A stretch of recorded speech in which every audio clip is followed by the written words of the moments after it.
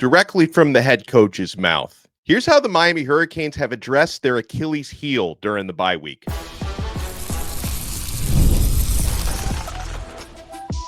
You are Locked On Canes, your daily podcast on the Miami Hurricanes, part of the Locked On Podcast Network, your team every day. Happy Monday, if there is such a thing. I am Alex Dono, University of Miami alumnus, co-host of Locked On ACC, and writer for Canes County at Rivals. And thank you so much to the everydayers for making Locked On Canes your first listen and your first watch today. We're available free wherever you get your podcasts. We're free on YouTube. We're part of the Locked On Podcast Network, your team every day. You can start the season with a big return on FanDuel. New customers can place a $5 bet, and you'll get started with $150 in bonus bets if you win that first $5 bet. Visit FanDuel.com to get started. On this loaded episode of Locked On Canes, we're loaded today because we're finally out of the bye week. We're back to playing football games. We will talk about Cam Ward's Heisman campaign. Guys, it's not really my style to talk about individual awards. I focus on team goals and what it's going to take for Miami to be great again as a team. However, I can't stay silent on this Cam Ward thing for any longer because I see him getting so much disrespect from the national media. It's absurd. We'll talk some recruiting on this episode because there is a new crystal ball for another Miami possible flip. Okay, and there are more flips that could be in the works. Cristobal's got his spatula out.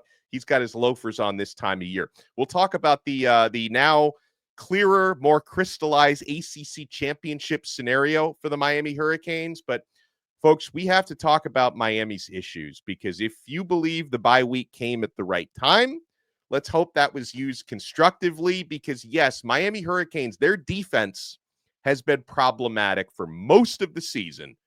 You go back to this past week, 9 days ago, when Miami lost to Georgia Tech, the Hurricanes gave up 271 rushing yards, 28 points. They were outpossessed 35 minutes to 25 minutes against Georgia Tech. Miami, in the 6 ACC games that they've played so far, they've given up more than 30 points in 4 out of those 6, with the exceptions being Georgia Tech, who they gave up 28 to in a loss. And the other exception was, they held Florida State to well under 30 points. But that's probably the worst offense since the forward pass was implemented in college football. So throughout this ACC run for Miami, we've seen a lot of bad tackling angles. We've seen communication problems in the back end, and especially against Georgia Tech, kind of puzzling and problematic alignment from the defensive line. And I mentioned hearing, what Miami's doing to fix that directly from the mouth of the head coach, Mario Cristobal. He was on the Joe Rose Show this morning, his weekly Monday, very early morning spot on AM 560 Sports WQAM in Miami. And he was asked about those defensive issues. And this is what Coach had to say, quote, "When you say tackling and getting off blocks, it has a lot to do with alignments. If you're out leveraged, if you're not in the correct position," he said, "you eat it as a team. It's both coaching and playing," right? He said. So, yeah, acknowledging that, a lot of that's on the staff. I know fans have certainly not been happy with defensive coordinator Lance Guidry lately, but, it's also on the personnel out there. He says, you have to teach it and you have to learn it. You do it together. You don't point fingers, he said. Our issues are mostly due to that. Communication, alignment, and assignment, he said. We've improved our process over this past week. We've gone right at it, he said. Didn't sidestep anything. I feel we've made a lot of progress in that area. We were attacked that way, and the plays that were made against us are things we can remedy and improve on. Our guys attacked it with the right mentality. We all took accountability, Cristobal said. We feel we're a better team coming out of the bye week. Now, I know what you're all thinking, and I'm thinking the same thing. It's one thing to say it. It's one thing to talk about it. We've got to see it on the field this Saturday against Wake Forest, and especially the following Saturday against Syracuse, because I'm not taking anything away from the Wake Forest Demon Deacons. In fact, we've seen their offense score points in bunches at times. I'm not even sure if their starting quarterback, though, Hank Bachmeier, who got banged up, I'm not even sure if he's going to be able to play this week. We'll find out more later in the week. But Miami should beat Wake Forest easily. They're 22-point favorites right now. But we've seen it. Sometimes Miami plays down to the level of competition. But the offense that can really hurt you final week of the regular season is on the road at Syracuse. Syracuse is a Jekyll and Hyde team. When they're on, they're on. When they're off, they are way off. You saw they lost to Stanford this year. They threw 5 interceptions, 3 pick sixes against Pitt. But when Syracuse is on, they are on. So, yeah, folks, I like the accountability. I appreciate the acknowledgement that coaching has been an issue. Personnel obviously has been an issue. If you're in the camp of, hey, this bye week came at a perfect time because they get extra time to work on this stuff. And also, I know a lot of you out there also feel like, hey, maybe losing to Georgia Tech was just what the doctor ordered. We're going to find that out, folks. We're going to find that out because, listen, losing to Georgia Tech, that took your margin for error down to just about 0 because you probably can't afford to lose a second time and still get into the college football playoff. But at the same time, losing to Georgia Tech did not change the fact that you still control your own destiny. And also, let's not ignore the fact, I mentioned to you guys, in 4 out of Miami's 6 ACC games so far, they've given up more than 30 points. So they were skating on thin ice and allowing the same defensive issues to happen week after week after week. But you know what? When in all of those games, most of those games, obviously until Georgia Tech, Cam Ward was able to put on his Superman cape. He was able to put on his plot armor and was able to bail you out time after time after time. Perhaps Miami didn't really have the motivation to look in the mirror and correct those issues, but it caught up to you. You lost to Georgia Tech, so you're forced to correct these things. So what we're going to find out over these next 2 games, well, 2+ games, because if you win your next 2, you're in the ACC Championship game. We're going to find out how correctable this stuff really is, because you can't make any more excuses for coaching, right? Cristobal said it. Their problems are identifiable. He feels that the problems are fixable. You have no excuse. Coaching has had plenty of time to study the film, to study the alignments, to realize what they've done wrong. Now, if you can't implement this, I think a lot of that is on personnel, or if coaches can't find a way to fix these issues, that would not be a good look for Miami's defensive coaches and for the head coach, because it all falls on him at the end of the day. But I do have faith in what Mario Cristobal is doing, what he's building, but Miami's got to make some adjustments, because 271 rushing yards is not acceptable. The amount of explosive plays Miami has given up through the air and on the ground this year is unacceptable. The number of points you have given up this year is unacceptable. You need to fix this stuff, because bottom line, folks, you have the best offense in the country. Statistically, you have the best offense in America. And if you lose another game and you waste a season where you've got the number 1 offense in college football, I'm going to be angry. And Canes fans are going to be angry. If you waste the season that Cam Ward is having, we're all going to be angry if the defense costs this team the opportunity to play in the ACC Championship game and possibly play in a 12-team college football playoff. Mario Cristobal, by the way, he had this great line with Joe this morning about how coaches are dealing with the outside noise. That the outside noise gets pretty loud. Miami loses their first game and the media acts like these guys are terrible, right? Cristobal said noise. If you can't deal with noise, wrong industry, he said. Go sell ice cream. How about this? An injury update. We're going to give you that on the other side, because everyone wants to know, how is Raul Popo Aguirre, the linebacker, doing? I love rolling those R's.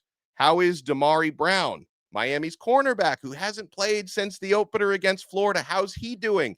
How's defensive end Elijah Alston doing? Because you're going to need these guys. If you want to fix that defense, injecting those 3 players back into the mix is going to go a long way. We'll give you the updates directly from Mario Cristobal on those players. We'll have the update for you on what's pretty crystal clear now, the ACC Championship game scenario. You want to keep it locked right here, my friends. We're only getting started. It's a great Monday. Is it a great Monday? It's a good Monday. We've got a game this weekend. You want to keep it locked right here on this brand new Locked On Canes. I already know you're keeping it locked with 5 Hour Energy. Guys, this is what gets me through a game day. Our friends at 5 Hour Energy know that being a passionate football fan isn't just a hobby. It's a way of life. takes a lot of energy to power through all-day tailgates, touchdown celebrations, or an agonizing second overtime, which is why they've created the Stand the Fan 5-hour energy shot with a special flavor called Fan Fuel. The energy shot made just for super fans like us, the fans who are first in the parking lot and who are last to leave. We see you. You know what else gave me a bit of fan fuel this week? All season long, guys, I've gotten fan fuel from watching Xavier Restrepo setting Miami records, Cam Ward setting the Hurricanes' career touchdown record, single season touchdown record, I should say. And I'm hoping we create some fan fuel this week with a big game against Wake Forest. 5-hour energy knows that no matter what team you root for, being a fan requires heart, soul, and a whole lot of energy. So whether you're prepping for the big tailgate or ironing out your jersey, your game day to-do list is a mile long. That's why the limited edition Stand the Fan 5-hour energy shot is here to keep you fueled throughout the season. What's your fan fuel this week? Whatever it is, do it with a 5-hour energy. Available on 5hourenergy.com and shipped nationwide. Thank you so much for making this episode of Locked On Canes your first listen and your first watch today. Make sure for your next listen, you check out Locked On ACC. Kenton Gibbs and I from Locked On Wolfpack, we had a really passionate episode this morning. Kenton was shot out of a cannon talking about the ACC disrespect and the AP rankings and, what it's going to take to get this football conference a little bit of respect. So you want to check that out. Like this show, Locked On ACC is available free wherever you get your podcasts, and it's available free on YouTube. All right. So how about the injury status of important defensive players that Miami, I think, is going to need down the stretch? Damari Brown, who was playing really well at cornerback against the Gators, got hurt that game. We haven't seen him since, right? We didn't see Raul Popo Aguirre against Georgia Tech. He was injured. I think Popo's probably going to be good to go this week, to my understanding. And Elijah Alston, hopefully the same. So here's what Cristobal had to say about those three. We got great work, got great healing time as well for the guys that were nicked up, he said. Hopefully we'll get the guys that were injured. Hopefully we'll get them back this week, if not the week after that, he said. It's going to be close. They're practicing well. But overall, it's a matter of communication, alignment, assignment, and execution. Had to get a couple things that really hurt us in our last game that we feel good about, really good about going into this game. It's been a really good week, he said. So he's hopeful to get those injured players back this week. And listen, I don't want to, when it comes to Damari Brown, especially, I'm really hopeful for when he's able to return. I think Miami's going to get him back, if not this week, hopefully for Syracuse when you probably need him even more. But I would throw some caution out there because when you're talking about a guy who hasn't played in a game since August 31st, a couple things to remember. Number one, this staff likes to ease guys back in. Like whenever Damari Brown is ready to return, don't expect him to start and play, 45 snaps or something like that. Expect him to be eased in kind of slowly. And with that said, also temper your expectations because trying to go from not playing in a game since August 31st to in late November, trying to go 0 to 60, it's not that easy. So temper your expectations, but hopefully Damari Brown, if nothing else, if and when he's able to return, he can just add a little bit more depth and more pop to your defensive backfield, right? Obviously, for guys like Elijah Alston, who's played for most of the year, Popo Aguirre, same thing. They're not coming back from like 3-month, long issues. Those guys could probably help you a little bit more. And again, like I'm just giving you my opinion. I'm not like nobody told me, hey, this is the deal with Damari Brown. I'm just telling you guys, it's someone who hasn't played since August 31st. Temper your expectations. I think anything we can get from him down the stretch, I would look at it as a bonus and a blessing. Okay, that's kind of the way that I'm approaching that. All right, so here's something. Honestly, I'm cool with this. Like I was watching. I basically watched every ACC game on Saturday, looking at the championship scenarios. If Pittsburgh had beaten Clemson, they didn't. They could have, but they didn't. Pittsburgh's red zone offense execution was just awful. False start after false start. Clemson got a clutch game-winning touchdown run from Cade Klubnik, big 50-yard run for him. So Clemson beat Pittsburgh. Had Pittsburgh beat Clemson, it would have helped Miami because that would have allowed Miami to lose another game out of their last two and still make it to the ACC Championship. That didn't happen, right? Louisville was kind of sort of in the mix for the ACC title game. They lost to Stanford That was awful execution on the final drive by Louisville. 2 defensive penalties committed that put Stanford in position for the game-winning field goal. And, SMU took care of business and they beat Boston College. So Miami didn't, they didn't get any help in terms of like other games around the ACC. So Miami is they're 5-1 in the ACC, and if they win their next 2 games and they get to 7-1, Miami would qualify over the Clemson Tigers because Miami beat Louisville and Clemson didn't. So Miami Hurricanes cannot afford to lose again. They must win out to make the ACC championship. And honestly, I'm cool with that. Like I didn't cry over, Clemson beating Pitt. I'm cool with Miami having 0 margin for error because all Miami needs to do to play for the ACC championship for the first time since 2017, all Miami needs to do is beat Wake Forest this week as 22-point favorites at home and beat Syracuse on the road the following week. Miami will probably be around a 9 to 11-point favorite in that Syracuse game too. So if the Hurricanes can't win both of those games, we don't deserve to be playing for a conference championship, honestly. So you win these 2 games, you deserve to be in. Take care of business, and we'll see you in Charlotte, okay? Miami, by the way, Hurricanes moved up 1 spot in the Associated Press rankings from number 12 to number 11. Now, you do have, this is the SEC bias, you have 4 SEC teams with 2 losses in front of you in the rankings. We'll find out where the College Football Playoff Committee ranks Miami tomorrow. That one comes out on Tuesday night. But, guys, we know that because of the 12-team playoff format and because of the seeding format, none of this matters, right? 11th in the AP, whether the CFP ranks you 9th again, 8th, 10th, none of that matters whatsoever because as long as you win your next 3 games, including the ACC Championship game if you get there, you get a guaranteed playoff berth and a first-round bye. So that's what you have to look forward to. Win if you're in. You control your own destiny. Rankings do not matter. Winning is the only thing that matters right now. As far as the ACC Championship goes, Miami needs to win their next 2 to get in. SMU has essentially locked up their spot already because they would have to lose both of their next 2 games against Virginia and against Cal to fall out of the ACC Championship. They probably don't lose either of those games. They certainly don't lose both of those games. So SMU has essentially locked in their spot. Miami's got to win their next 2 to lock their spot in. If Miami doesn't win their next 2, Clemson, who's already finished their ACC schedule 7-1, if Miami doesn't win both of their next 2, Clemson gets in. SMU just got to win one of their next 2 to secure a spot in there. So that's what we're looking at. Let's talk some recruiting. I always love a Fong bomb. Steve Wiltfong, we call him the Grim Reaper because, if he throws a crystal ball against your team, that's a wrap. When he throws one in favor of your team, that's a very good thing. Steve Wiltfong, VP of On3Sports.com, he's put in a prediction for Miami to flip 4-star linebacker TJ Alford from Ohio State. Miami is now predicted to land Tarvos TJ Alford in their class of 2025. Folks, this is one where Miami has been putting in that work for months, if not years, on TJ Alford.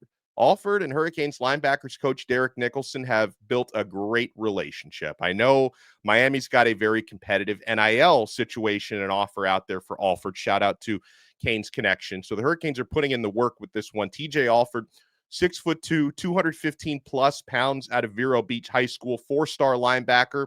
He's attended multiple Miami games this fall, out of Vero Beach. Vero Beach is about 900 miles away from Columbus, Ohio, just a couple hundred miles away, probably less than 200 miles away, like 150 miles away, maybe from Miami, Florida. So the proximity is there.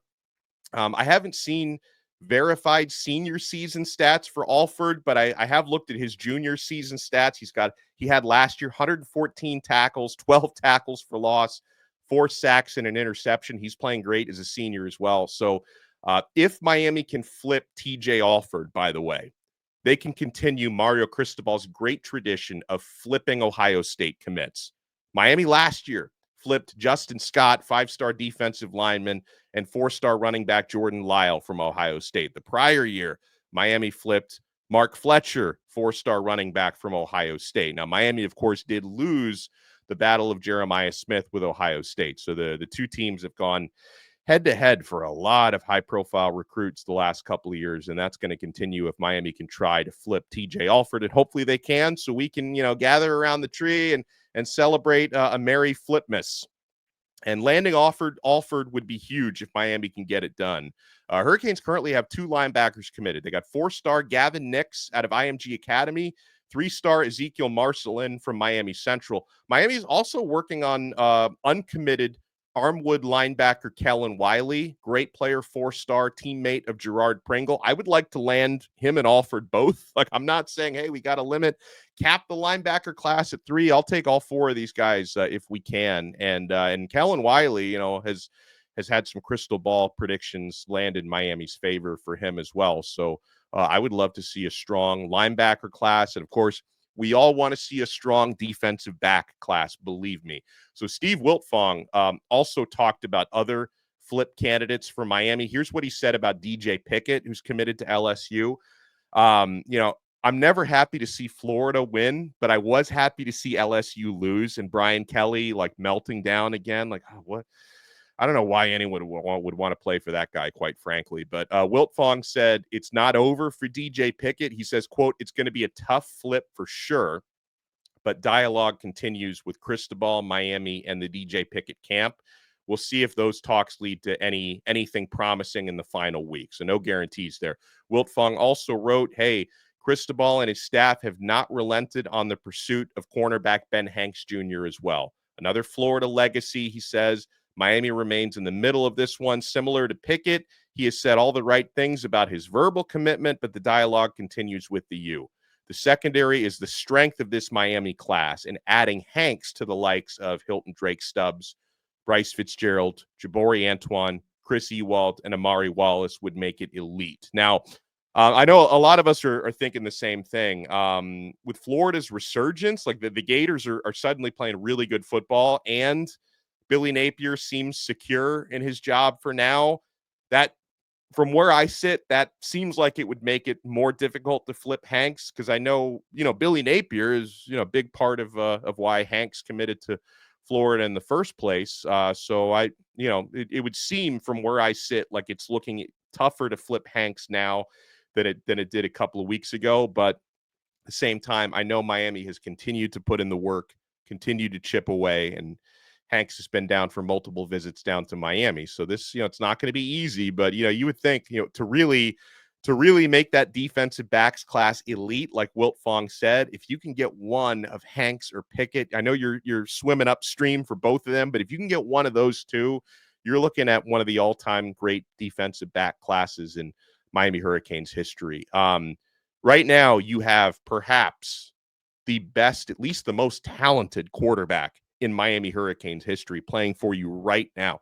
So why is Cam Ward not getting more national respect? I can't stay quiet on this any longer. We'll talk about the campaign when we return. You want to keep it locked right here. We're not done yet on this brand new episode of Locked On Canes. Folks, we've been having a great time all season long on FanDuel. Get ready to attack the NFL action with FanDuel, America's #1 sports book, because right now, new customers can bet $5 and get $150 in bonus bets if you win. The FanDuel Sportsbook app gives you everything you need to place live bets on the NFL all in one place. So when you get a hunch in the middle of the game, you can check out the latest stats, view live play-by-play, and so much more right on the same page where you place your bets. Just visit FanDuel.com to join today. Again, you'll get started with $150 in bonus bets if you win that first $5 bet. That's FanDuel.com. Never waste a hunch. Make every moment more with FanDuel, an official sportsbook partner of the NFL. We're also proudly brought to you by Game Time. Guys, I've seen $20 tickets for the Wake Forest game coming up this weekend, senior day for the Miami Hurricanes. You're going to find the best deals and the best features on Game Time. They've got a new feature on the app called Game Time Picks that makes getting tickets to see your favorite teams play live even easier, because Game Time Picks filters out all the fluff to show you only incredible deals on great stats, so you don't have to waste time searching through thousands of tickets. Guys, I love the all-in pricing feature on Game Time. Shows you the total up front with no surprise fees at checkout. I love getting a panoramic view from my seat in the app before you buy. And guys, when you sign up for the Game Time app today, we've got a deal for you. Download the Game Time app, create an account, and use code Locked On College, and we're going to give you $20 off your first purchase. You can't beat that. Again, create an account and redeem code Locked On College for $20 off. Download Game Time today. What time is it? It's game time. Thank you so much for making Locked On Canes your first listen and your first watch today. We're available free wherever you get your podcasts. We're free on YouTube. We're part of the Locked On Podcast Network, your team every day. So, guys, yeah, I've said it, and for those of you who you watch and listen to Locked On Canes every day, you know that I'm not big on stuff like uniform colors and combinations. I'm not big on campaigning for individual awards. I want to see Miami win football games, hopefully win some championships, turn this thing around. But when it comes to individual stuff, like I feel very passionately about certain players like Xavier Restrepo because of all the hard work he puts in, and Cam Ward, same thing. And listen, these guys, they're focusing on winning games. So if they're not going to campaign for themselves, I need to start campaigning for them. I feel like I owe it to them and all the hard work that they put in. And I'm seeing this Cam Ward disrespect from the national media. It's becoming too much for me to ignore. When I start seeing over the weekend, over the past week, national networks and national pundits like Kirk Herbstreit and so many others, they're putting up their Heisman contender lists and graphics, and suddenly Cam Ward, he's not in everybody's graphics anymore. Suddenly Ward is not coming up on people's top 4, top 5 lists anymore. He's disappearing from these things. Why? Is it because his team lost one game? And even in that loss, Cam Ward threw for 348 yards and 3 touchdowns. In that loss, you're starting to see Jackson Dart appearing on the Heisman graphics and Cam Ward no longer appearing on these things. Cam Ward has thrown 10 more touchdowns this year than Dart has. He's thrown for more yards. Cam Ward leads the nation in passing yards with 3,494, and he leads in touchdowns with 32 touchdown passes. He's also run, I should say, for 3 touchdowns, and his touchdown to interception ratio is 32-6. Listen, I know that the Heisman Trophy, it's a single season award, not a career award, but for what it's worth, Cam Ward is 5 touchdown passes away from passing Case Keenum's all-time NCAA record of 155 touchdowns. Ward has 151 in his career. He's going to break that record before he's done here. Cam Ward has already created multiple Heisman moments this season. Double-digit second-half comebacks against the likes of Virginia Tech, Cal, and Duke. He was walking on water in that Virginia Tech game. You remember that flip pass that he made to Riley Williams? Do you remember the throw he made to Restrepo, who caught the ball from his butt? These are the moments Cam Ward is creating. Against Cal, Miami was trailing by 25 points in the second half. Cam Ward puts his Superman cape on and wills his team to victory. Heisman voters, they also love a good story. I'll give you an example of when sometimes good stories fail you, okay? I remember about a decade ago, linebacker Manti Te'o once came in second place for the Heisman because voters thought his girlfriend died during the season. Not only did she not die, she wasn't even real. But you know what is real? What is real is the hard work that it took for Cameron Ward to reach the top of college football. This guy coming out of high school had 0 stars, was not rated as a recruit in high school. Cam Ward had 1 scholarship offer. That was from FCS Incarnate Word. He went to UIW and put up video game numbers there for 2 years before transferring to Washington State in the Pac-12. So he makes the jump from FCS to Power 5. He shines at Wazoo for another 2 years before arriving at Miami. The story then continues. Had Cam Ward left for the NFL draft last year, which he considered doing, he would have been a day 3 pick, somewhere in rounds 4 to 7, right? He decides to play 1 more collegiate season at Miami, and he's become a consensus first-round pick. If that's not a good Heisman story, I don't know what is. So to suddenly see Cam Ward, he still is, by the way, I think 4th in the odds to win the Heisman Trophy, which I still don't think is good enough. But to start see these graphics for top 5, ignoring Cam Ward, he's suddenly fallen off the graphics, fallen off the table. Nobody's talking about him. And I get it. There's other really good players out there. Travis Hunter is having a tremendous year, but I would argue that Travis Hunter, he's not the best wide receiver in the country, nor is he the best cornerback in the country. But the fact that he plays both positions, it's like, should his snap count make him the Heisman over Cam Ward? Cam Ward is literally the best and most impactful quarterback in the country. Like, Dylan Gabriel is on people's short list, and Oregon's having a great year. But if you take Dylan Gabriel off Oregon, that's still, a 10 or 11 win team. They're 11-0 right now. You take Cam, and I hate to say this because I love the Hurricanes, but if you take Cam Ward off of Miami, how many games have they lost this year? Certainly more than 1, 3, 4 losses. He's having such an impactful season. And listen, if he ends up not winning the Heisman, I can live with it. But the fact that he's not being talked about with respect, as he absolutely should, that's what bugs me. And I know, listen, and if you were to ask Cam Ward right now, off the record, cameras off, microphones off, he would tell you sincerely he cares so much more about winning football games and competing for championships than he does about winning the Heisman Trophy. That's sincere. That's why he's not campaigning for himself. But with all of his hard work and with the season he's having, Cam Ward deserves our respect. He deserves to be mentioned. He deserves to be in that conversation. And if anyone takes him out of it and anyone neglects to put him into it, you talk about this anti-Miami agenda, this conspiracy theory that we all have about the Miami hate. Well, it goes a long way to proving that when you have people suddenly acting like Cam Ward doesn't exist because Miami lost a game. It's absurd. He deserves better, and he deserves our support. So give Cam Ward your support, whether it's social media, whether it's at the sports bar, you want to talk to your friends about the great season he's having. Cam Ward deserves to be in these conversations. All right, folks, we continue to attack the week. We try to go 1-0 this week. We're going to talk with our pal, the truth teller, Bruce Warner, who I'm sure has his thoughts on everything Mario Cristobal had to say about making Miami's defense better, improving the alignment, and eliminating those mistakes of the past several weeks. So we'll talk to you guys again next time. Make sure you hit that thumbs up button, smash that like button, subscribe to Locked On Canes, subscribe on YouTube, subscribe on Apple Podcasts, Spotify, wherever you get your pods. And we'll talk to you again tomorrow on another episode of Locked On Canes. We are part of the awesome Locked On Podcast Network, your team every day.